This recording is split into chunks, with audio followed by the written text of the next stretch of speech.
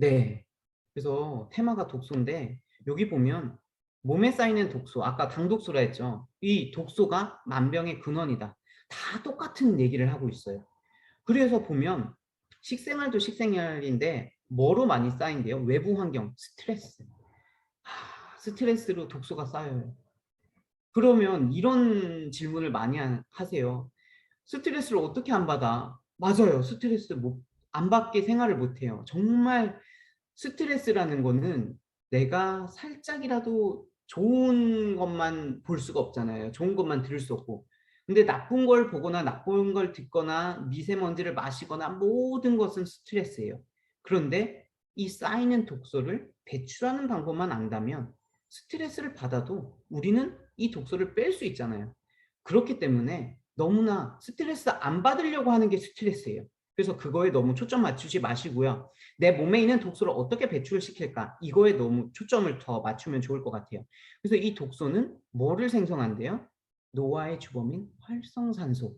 활성산소는 매 강의 때다 말씀드리지만 우리 세포를 공격해요. 그래서 노화를 일으키죠.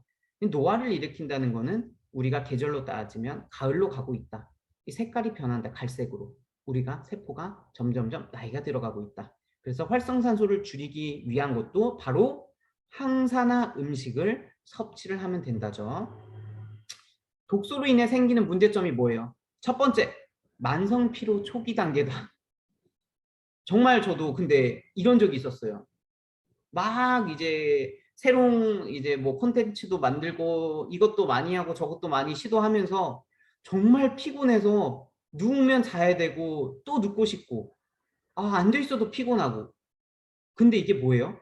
계속해서 일을 한다는 것도 스트레스로 올 수 있죠. 그래서 해결 방법은 포춘차를 마시거나 켈리를 마시거나 진하게 뭔가 리키파이브를 3병을 마시거나 이러면 내가 많은 양의 항산화를 넣어줬기 때문에 이 독소를 배출할 수 있겠죠. 그래서 저는 그렇게 항상 애용했던 것 같아요.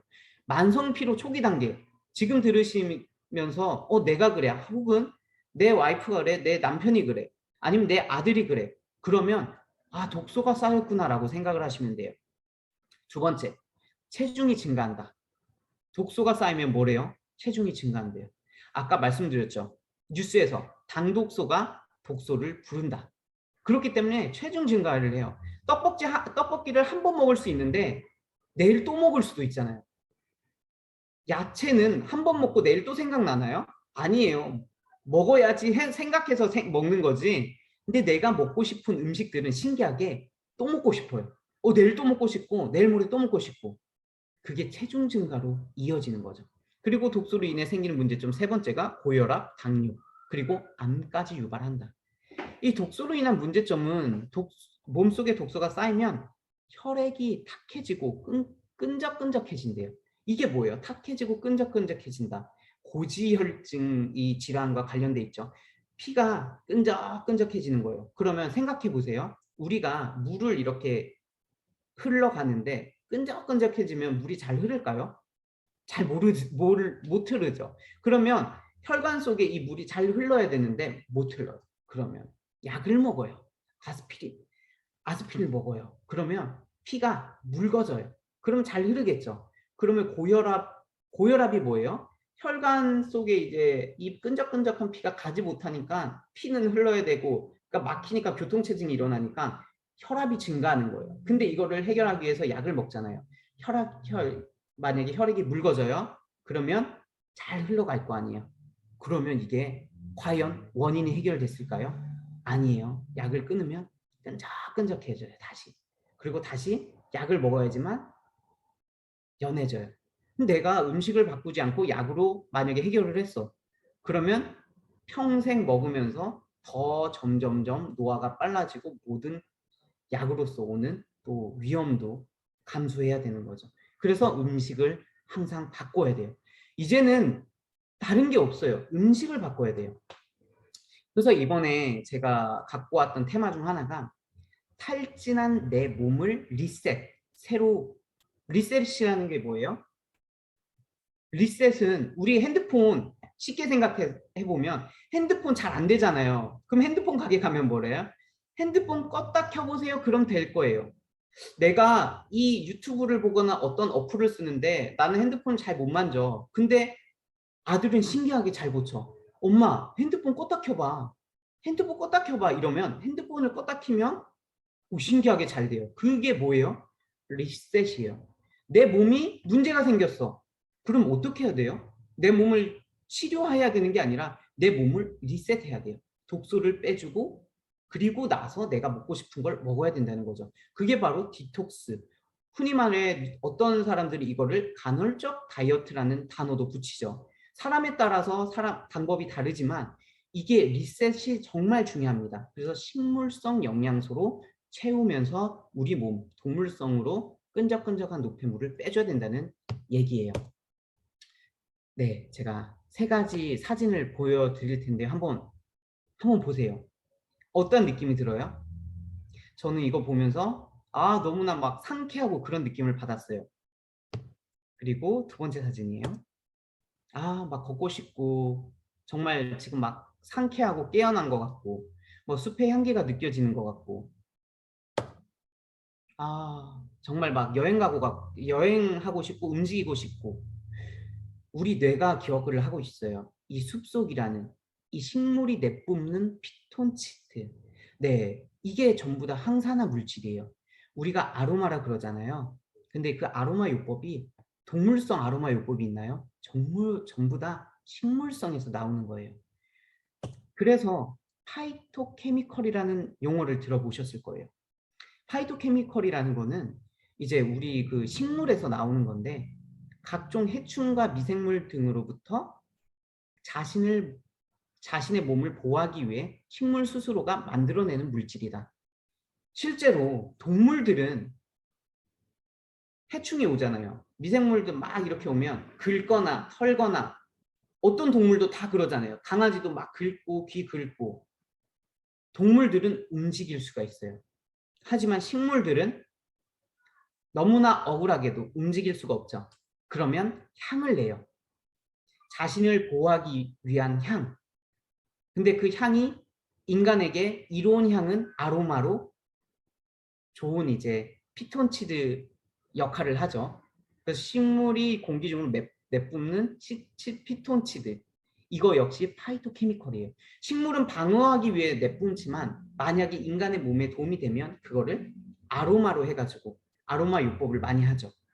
그래서 이 파이토케미컬은 항암과 면역력 증강을 돕는 이 성분 중에 하나예요. 그래서 식물 영양소를 먹으라고 하죠. 그리고 이 파이토케미컬은 혈관벽을 튼튼하게 만드는데 또 역할을 하게 되어 있어요. 한국인들의 이제 중금속 오염 정도가 조금 심각한데요. 미국과 캐나다에 비교를 했을 때 수치예요. 이 납중독 같은 경우도 너무나 높죠. 너무나 높아요. 그리고 수은 중독도 너무 높아요. 그리고 카드뮴 너무나 높게 나와 있죠. 우리가 쉽게 생각하면 이제 뭐 소파라든지 소파의 커버 내가 오래된 소파를 쓰게 되면 가죽 커버가 벗겨지면 거기서 중금속 노출이 되고요. 지갑을 사용할 때 그 가죽이 벗겨지면 거기서도 노출이 되고요. 후라이팬에 그 코팅된 게 조금이라도 벗겨지면 그 후라이팬에 있는 중금속이 요리로서 우리 몸속에 들어와요. 그게 다 전부의 중금속이라는 거죠. 그렇기 때문에 한국인들은 정말 부지런하기도 하면서 밥상 차릴 때도 막 엄청 잘 차리잖아요.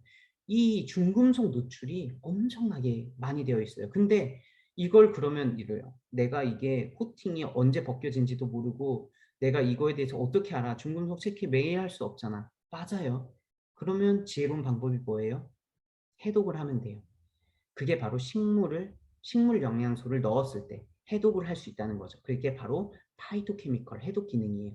그래서 몸속에 쌓여있는 중금속 배출에 탁월한 효과가 있는 바로 파이토케미컬. 그래서 파이토케미컬 이게 가장 중요하다. 암세포를 사멸시키는 파이토케미컬. 많은 분들이 그래요. 동물성을 끊고 식물성으로 먹어야 된다. 근데 썬라이더를 모르신 분들은 그러죠. 그러면 즙을 내서 먹어야 되냐? 아니면 어떤 게 좋을까? 뭐 케일이 좋냐? 브로콜리가 좋냐? 그걸 어떻게 배합해서 먹어야 되냐? 이걸 몇 끼 먹어야 되냐? 이게 몇 끼 누가 해주냐? 하루 이틀은 괜찮아요. 한 달? 네, 버틸 수 있죠. 1년 정말 정말 효자가 있거나 옆에서 봐줄 수 있는 사람이 있으면 괜찮아요. 근데 그 옆에 사람도 점점 힘이 빠져요. 근데 이걸 계속 챙겨 먹을 수 있을까요? 아니라는 거죠. 그러면 어떻게 파이토케미컬을 꾸준히 먹을 수 있을까? 정말 그래서 저는 chen 박사님이 대단하구나라고 또 한 번 생각을 했고요. 이 손상된 DNA를 복구를 해야 돼요. 근데 발암 물질이 우리가 그 탄 거 먹지 말라 그러잖아요. 그건 기가 막히게 사람들이 잘 지켜요. 고기 조금만 타면 잘라 먹거나 야, 탄 거 먹으면 안 돼. 발암 물질이 DNA를 공격해서 손상을 입혀요. 근데 그거를 복구하지 못하고 만약에 그대로 유지를 하게 되면 결국 걔가 암세포를 발생하게 되는 거죠. 그럼 암세포로 발생하게 되면 우리 몸에는 이제 뭐 항산화 성분이라든지 우리 비파 이런 아미그달린이라는 우리가 음식에서 섭취한 이 성분들이 암을 공격해서 죽이지 않는 한 잘 몰라요. 건강하잖아요. 누구나 암세포를 가지고 있어요. 왜냐? DNA 손상은 계속해서 이루어지니까. 근데 건강했을 때는 내 몸 자체가 그 암세포를 공격해서 죽일 수가 있어요. 근데 내가 건강을 놓쳤어. 내가 계속해서 무리하게 일을 했어. 내가 뒤를 돌아보지 못하고 휴식도 취하지 않았어. 나는 힘들어도 힘이 나는 뭐 홍삼을 먹거나 오닭을 먹거나 무슨 염소즙을 먹거나 정말 내가 힘을 내주는 음식들을 먹으면서 힘을 내서 정말 가정을 이끌고 열심히 살아왔어.